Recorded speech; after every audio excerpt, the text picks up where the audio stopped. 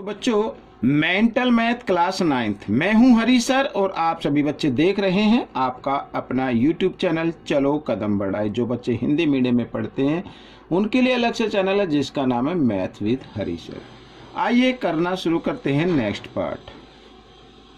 देखो chapter number 7 congruent triangle. अब question number 16 क्या कहता है, बहुत ही आसान है ये क्वेश्चन भी। In triangle P Q R यानी angle P minus angle Q की वैल्यू गिवन है 16 degree, angle Q minus angle R की डिग्री है 28 degree. Find the value of Q, Q की वैल्यू फाइंड आउट करनी है। ठीक है बच्चों, क्यू की वैल्यू फाइंड आउट करनी है। तो आइए करना शुरू करते हैं। तो यहाँ पर एंगल पी माइनस क्यू की वैल्यू गिवन है 16 डिग्री, तो हम क्या करेंगे, एंगल पी की वैल्यू निकाल लीजिए आप। तो एंगल P यानी 16 डिग्री, ये माइनस क्यू है, इक्वल के साइन से इधर लेके आएंगे तो प्लस क्यू हो जाएगा। ठीक है, ये निकाल लिया। अच्छा, इसमें एंगल R की वैल्यू निकाल लीजिए ये इस तरीके से। तो 28 डिग्री, ये प्लस है, इधर आकर ये माइनस हो जाएगा इस तरीके से। ठीक है, यहाँ पर और इसको क्या करना है, एंगल R इसको प्लस का बना दीजिए तो ये माइनस का हो जाएगा और ये माइनस का हुआ तो ये प्लस का हो जाएगा। इस तरीके से आप लिख सकते हैं। ठीक है ना। आगे अब देखो ट्रायंगल में, इस ट्रायंगल में यानी इन ट्रायंगल पी क्यू आर, अगर हमारे पास ट्रायंगल पी क्यू आर है तो उसमें 3 कोण होंगे, पी और क्यू और एक होगा आर। ठीक है, इन तीनों का सम क्या होगा, 180 डिग्री होगा। क्या होगा, 180 डिग्री होगा। तो यहाँ पर पी लिखा है तो पी की जगह पी की वैल्यू को पुट करना है बच्चों, P की जगह P की वैल्यू को पुट करना। तो 16 प्लस एंगल Q, बहुत ही आसान है। Q तो Q की जगह रहने दीजिए और R की जगह R की वैल्यू को पुट कर देना है। ठीक है, तो -28 plus angle Q is equal to 180 degree. ठीक है, अब Q देखो 1 Q इधर है, 1 Q इधर है, 1 इधर है, टोटल 3 Q हो गए। तो हम इस तरीके से लिख सकते हैं। और इधर देखो ये माइनस और ये प्लस। अब बच्चों 28 में से अगर हम 16 माइनस कर दे तो क्या आएगा, 12 आएगा और माइनस का 12 आएगा क्योंकि बड़े नंबर के सामने माइनस है तो -12 इस तरीके से। ठीक है, इक्वल 180 डिग्री। अब ये -12 इधर आकर ये प्लस हो जाएगा तो एंगल 3Q इक्वल, यहाँ पर हम इसको प्लस की फॉर्म में लिख देंगे और प्लस किया तो आ गया 192। ठीक है, इस तरीके से। आइए इधर निकाल लेते हैं बच्चों, क्यू की वैल्यू को हम इधर निकाल लेते हैं, एंगल क्यू की वैल्यू ही निकालनी है। तो 192, 3 इधर मल्टीप्लाई की फॉर्म में है, इधर आकर ये डिवाइड की फॉर्म में आ गया। ठीक है, तो 3 से इसको डिवाइड करते हैं, 3 6 जा 18 और 3, ठीक है, 3 4 जा 12, ये आ गए 64 आ गई बच्चों। एंगल क्यू की वैल्यू कितनी आ गई, 64 डिग्री आ गई। क्वेश्चन सोल्व हो गया। आइए करेंगे क्वेश्चन नंबर 17। तो ये क्वेश्चन भी इजी है। देखो इन ट्रायंगल ABC, ये ABC बड़ा ट्रायंगल लेना है और इसमें AB इक्वल है AC के, AB इक्वल है AC के। ठीक है, तो एंगल 1 इक्वल आएगा एंड एंगल 1 इक्वल है एंगल 2 के। यहाँ पर ये दिया होगा इधर ये 1 और 2। ठीक है, और एंगल A कितने का, 40 डिग्री का है, ये 40 डिग्री का है तो और ये दोनों इक्वल है। तो इसका मतलब एंगल 1 कितने का आएगा, 20 डिग्री का आएगा और एंगल 2 भी कितने का होगा, 20 डिग्री का होगा। ये याद रखना। फाइंड PBC, ये एंगल आपको फाइंड आउट करना है और करना है PCA, PCA ये वाला एंगल फाइंड आउट करना है। ठीक है, आइए करना शुरू करते हैं। तो सबसे पहले बच्चों हमें क्या करना है, ठीक है, अब मैं आपको एक तरीका बताता हूँ करने का। देखो सबसे पहले यहाँ पर ये P है तो ये ट्रायंगल हो गई बच्चों, यहाँ पर ये ट्रायंगल हो गई। तो ट्रायंगल APB और ट्रायंगल APC को आपको कॉन्ग्रुएंट प्रूव करना है। कॉन्ग्रुएंट प्रूव हो जाएंगे तो ये एंगल यानी ABP इक्वल होगा ACP। ठीक है, या PCA आप इसका नाम दे सकते हैं। CPCT से प्रूव हो जाएगा। आइए पहले करते हैं दोनों ट्रायंगल को कॉन्ग्रुएंट। तो सबसे पहले लेंगे इन ट्रायंगल या PBA लिख लो, PBA एंड ट्रायंगल, ठीक है, PBA PCA। सबसे पहले एंगल 1 इक्वल है एंगल 2K, ये गिवन है बच्चों, सीधा लिख दिया, ठीक है। और क्या दिया हुआ है, AB इक्वल है AC के, ये भी गिवन है बच्चों। और यहाँ पर AP इक्वल आ रहा है AP के, ठीक है। ये हो गई कॉमन, ये हो गई कॉमन, तो ये कॉमन हो गया। तो 3 क्राइटेरिया आ गए हैं। तो 3 क्राइटेरिया से ट्रायंगल PBA कॉन्ग्रुएंट हो गया है ट्रायंगल PCA के, ठीक है। क्राइटेरिया लगा एंगल साइड साइड, यानी साइड एंगल साइड, आप इसको लिख दीजिए, ठीक है। अब जब ये दोनों कॉन्ग्रुएंट हो गए तो इसका मतलब एंगल PBA इक्वल होगा एंगल PCA, ठीक है। एंगल इक्वल होगा PCA, और ये दोनों इक्वल किसके आएंगे, 55 डिग्री के आएंगे। तो PCA की वैल्यू आ गई आपके सामने, ठीक है, ये आ गई। अब हमें वैल्यू निकालनी है PBC की, किसकी निकालनी है, PBC की वैल्यू निकालनी है। अब इसकी वैल्यू हम कैसे निकालेंगे, अब हमें ये देखना है, ठीक है ना। अब हमें ये देखना है। अब बच्चों देखो, अब इन ट्रायंगल, ये ट्रायंगल ले लीजिए ABC ट्रायंगल ले लीजिए, ABC में क्या गिवन है, AB इक्वल है AC के, तो इसका मतलब इसके अपोजिट एंगल भी क्या होंगे, इक्वल होंगे। एंगल B इक्वल हो जाएगा एंगल C के, ठीक है। यहां पर मैं लिख देता हूं opposite angles of equal side, ये मैंने लिख दिया, ठीक है। अब क्या करना है, अब ये देखो, आप सभी जानते हैं अगर उसके अपोजिट साइड अगर इक्वल साइड किसी ट्रायंगल में 2 साइड इक्वल है तो उसके अपोजिट एंगल इक्वल होंगे। तो हम क्या करेंगे इन ट्रायंगल ABC में, तो angle A plus angle B plus angle C, इन तीनों एंगल का सम क्या होगा, 180 डिग्री होगा। तो A का तो गिवन है 40 डिग्री, और B और C दोनों इक्वल है, और हम इनको क्या कर ले, लेट कर लेते हैं x डिग्री के, मान लो x के। तो ये x डिग्री का हो गया, ये भी x डिग्री का हो गया, तो 180 डिग्री। अब 40 इधर प्लस में, इधर आकर माइनस में हो जाएगा, और साथ ही x को x के साथ ऐड कर दीजिए, इस तरीके से ये आ गया। तो 180 में से 40 माइनस करेंगे, 140 आ गया। तो x की वैल्यू निकाले तो 140 डिग्री, ठीक है। 2 इधर मल्टीप्लाई में, इधर आकर ये डिवाइड में आ गया, और 2 से इसको डिवाइड कर दे तो 70 डिग्री आ गया।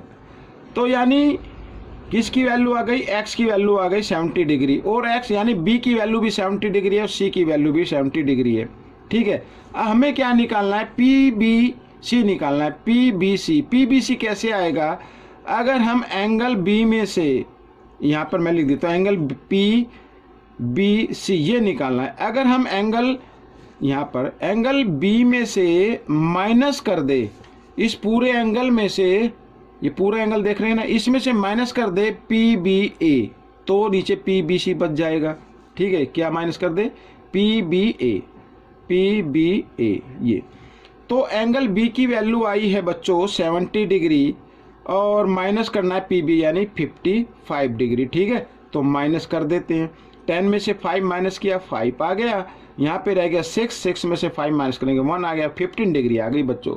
PBC की वैल्यू क्या आ गई, 15 डिग्री आ गई। तो ये क्वेश्चन आपका सॉल्व हो गया। आइए करेंगे नेक्स्ट क्वेश्चन। ये रहा आपके सामने बच्चों, ये क्वेश्चन तो बड़ा ही इजी है, ठीक है। इस फिगर में ABD ये वाली और रेशो ACD, ये इनका रेशो आपको फाइंड आउट करना है।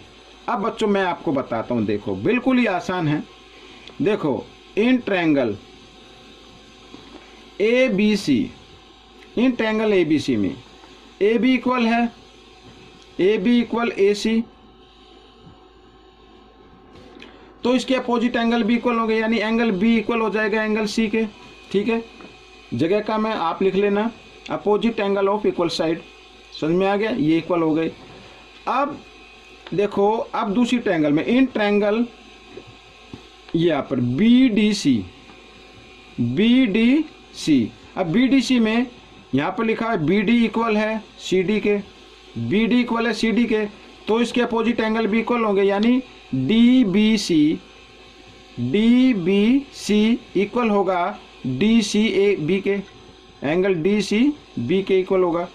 ठीक है, क्या क्यों इक्वल होंगे?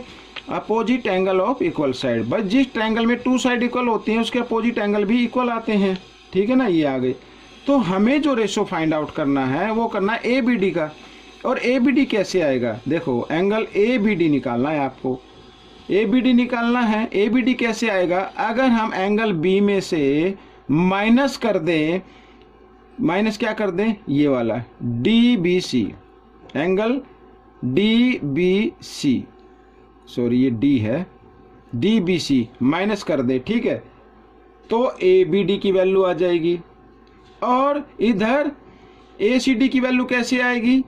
अगर हम एंगल C में से माइनस कर दे एंगल DCB माइनस कर दे, ठीक है। अब देखो बच्चों, अब देखो भाई B इक्वल C के है, B इक्वल C के है और DBC इक्वल है DCB के, ये दोनों इक्वल है। अगर इक्वल एंगल में से इक्वल एंगल माइनस कर किया जाए तो इक्वल एंगल ही बचेगा। क्या बचेगा? इक्वल एंगल ही बचेगा। अब मैं यहाँ पर देखो इनको रेशो में बना देता हूँ इधर साथ ही, और इसको भी रेशो में बना देता हूँ। भाई BC के इक्वल है, यहाँ पर कर लेते हैं angle ABD ratio angle ACD, ठीक है, एंगल B यहाँ पर B किसके इक्वल है? C के इक्वल है, तो C की जगह B लिखा जा सकता है, लिख देते हैं B, ठीक है। और माइनस यहाँ पर तो DBC किसके इक्वल है? DCB के, तो एंगल यहाँ पर DBC लिख देता हूँ और नीचे DCB लिखा तो इसकी जगह भी क्या लिखा जा सकता है? DBC लिखा जा सकता है, ठीक है, दोनों इक्वल है। भाई ये एंगल इसके इक्वल है और ये देखो ये दोनों आपस में कट गए, डिवाइड हो गए, तो 1 बचा ना, इधर भी 1 बचा, तो यानी इन दोनों एंगल का रेशो क्या आएगा? 1:1 आ जाएगा, 1/1 यानी 1:1। तो ये आपका आंसर बन गया। आइए करते हैं क्वेश्चन नंबर 19, ठीक है। तो 19 क्वेश्चन क्या कहता है? देखो in triangle ABC right angle at C, यहाँ पर मैं इसकी एक फिगर बना लेता हूँ इस तरीके से, ठीक है। तो ABC पर राइट एंगल दिया हुआ है, AC इसमें है 12 सेंटीमीटर, BC है 5 सेंटीमीटर, AB फाइंड आउट करनी है। तो पाइथागोरस थ्योरम का यूज करो आप। तो पाइथागोरस, क्योंकि राइट एंगल ट्रायंगल में 90 डिग्री के जो अपोजिट साइड होती है वो हाइपोटेन्यूज बोलते हैं, और उसका स्क्वायर यानी बिगेस्ट, ठीक है, हाइपोटेन्यूज का स्क्वायर इक्वल होगा, बिगेस्ट साइड होती है ना ये, तो बेस का स्क्वायर यानी AC square plus perpendicular square यानी BC स्क्वायर, ठीक है। तो AB क्या है हमें फाइंड आउट करना है, ये तो हाइपोटेन्यूज आ जाएगा, और AC है 12, तो 12 स्क्वायर प्लस BC है 5, तो 5 स्क्वायर, और 12 का स्क्वायर कितना होता है? 144, और प्लस 5 का स्क्वायर होगा 25, और दोनों को ऐड किया तो 169 आ गया, ठीक है। ये तो यहाँ पर लिख देते हैं AB इक्वल 169। अब बच्चों इधर ये स्क्वायर था, इस स्क्वायर को हटाकर मैं इक्वल के साइन से इधर लेके आता हूँ, तो उसको स्क्वायर रूट में आपको भी कन्वर्ट कर देना इस तरीके से। तो 169 का स्क्वायर रूट क्या होता है? 13 होता है बच्चों। तो AB की लेंथ क्या आ गई? 13 सेंटीमीटर आ गई। तो ये क्वेश्चन आपका सोल्व हो गया, ठीक है। आइए करते हैं क्वेश्चन नंबर 20। इस पार्ट का लास्ट क्वेश्चन है, ये रहा आपके सामने, ठीक है ना। अब इस क्वेश्चन के अंदर भी देखो PQR is a right angle triangle eight R पर दिया हुआ है। PR यहाँ पर 7 सेंटीमीटर है, QR 24 है, और आपको PQ निकालने है। वही करना है यूज पाइथागोरस थ्योरम का यूज करते हुए। तो PQ स्क्वायर इक्वल होना चाहिए QR स्क्वायर, ठीक है, प्लस PR स्क्वायर, इस तरीके से। तो PQ स्क्वायर तो इधर है 24 स्क्वायर, ठीक है, और प्लस PR यानी 7 स्क्वायर, ठीक है, PQ स्क्वायर। तो 24 का स्क्वायर कितना होगा बच्चों? 576, कितना आएगा? 576, और 7 का स्क्वायर क्या होगा? 49 यानी 49। अब दोनों को ऐड कर देते हैं, 9 और 6 होता है 15, ठीक है, कैरी 1 आ गया, 7 और 4 12 और 1, सॉरी 7 और 4 11 और 1 12, 12 का 2 कैरी 1, और 5 और 1 6, ये आ गया बच्चों।